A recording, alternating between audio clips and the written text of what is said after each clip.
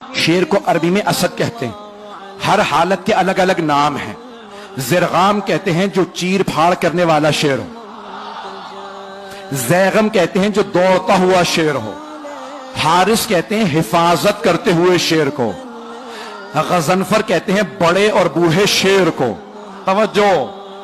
لیس کہتے ہیں غراتے ہوئے شیر کو. غراتا ہوا شیر کہلاتا ہے لیس. لام یہ اور سے. لیس غراتا ہوا شیر. اور حملہ کرتے ہوئے شیر کو کہتے ہیں حیدر. حملہ کرتا ہوا شیر حیدر. اور عباس کس شیر کو کہتے ہیں؟ تو میں نے لغت میں دیکھا تو مختلف معنی لکھے تھے. ایک جگہ لکھا ہے انگڑائی لیتے ہوئے شیر کو عباس کہتے ہیں. توجہ. دوسری لغت میں لکھا تھا, فیروز اللغات میں لکھا تھا, عباس اس شیر کو کہتے ہیں جس سے شیر فرار کریں.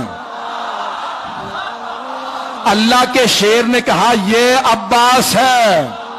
بھئی عباس کوئی عام شیر نہیں, شیر خدا کا شیر ہے.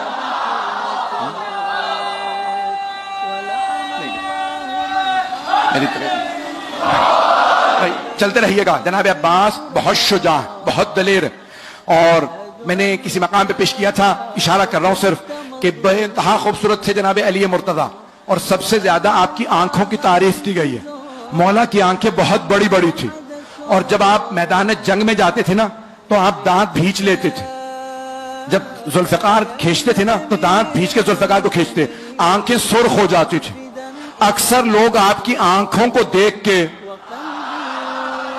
وہیں مر جاتے تھے. مولا علی آنکھوں سے دشمن کو کھا لیتے تھے.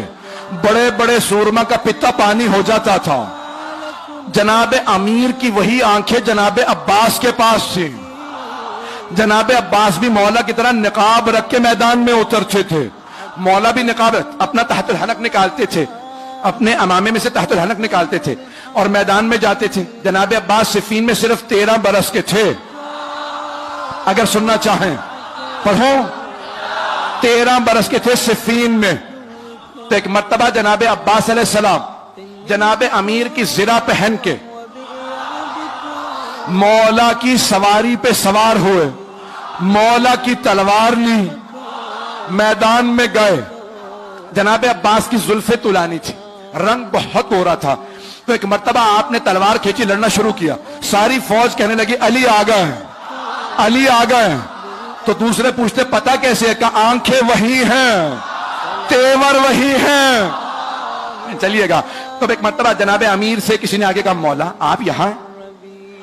وہاں میدان جنگ میں ہر آدمی نے شور مچا رکھا ہے علی آ گئے, علی آ گئے.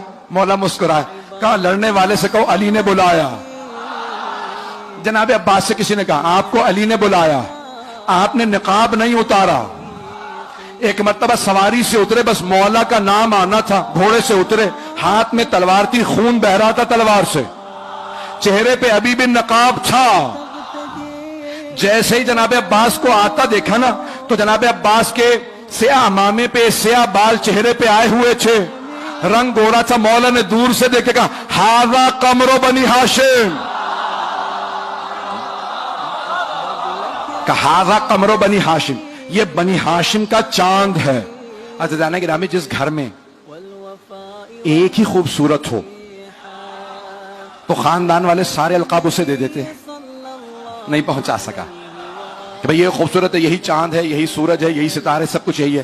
اور اگر کسی خاندان میں سبھی خوبصورت ہو, اب پہنچ رہی ہے وہاں, سبھی خوبصورت ہو, کوئی حمزہ ہو, کوئی جعفر طیار ہو, رسول خدا علی مرتضیٰ, امام حسن حسین کے تو نام ہی حسن سے نکلے ہیں, بہت خوبصورت تھے. جہاں سبھی خوبصورت وہاں جناب امیر فرما رہے ہیں ھذا قمر بنی ہاشم. اب سوچیں کتنے خوبصورت ہوں گے.